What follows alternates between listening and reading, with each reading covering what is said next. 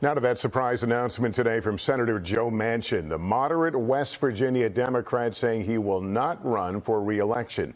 But will he now run for president? Peter Alexander with that story.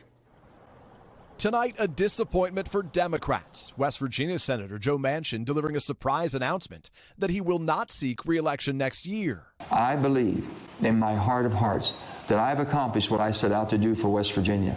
His decision boosts Republicans' hopes of regaining control of the Senate, where Democrats currently cling to a two-seat majority. Manchin was facing an uphill battle in a state that former President Trump won by nearly 40 points. It's another 2024 challenge for President Biden tonight in Illinois, decked out in union gear. I've worn this shirt a lot, man. Celebrating the planned reopening of a Stellantis auto plant that closed in March. These deals are game changers.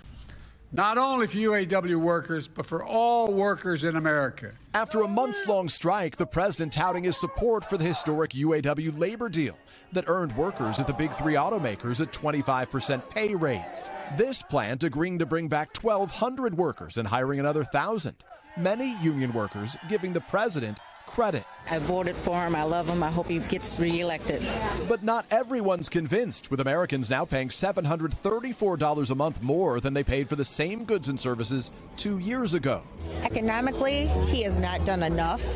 Economically, we are doing horrible. If everybody pays attention to the cost of food, gas, everything. As for Manchin, a centrist whose name's been floated as a possible third-party presidential candidate, no announcement tonight, but he said he is frustrated with both political parties and said he wants to find out if there's interest in a movement to mobilize the middle.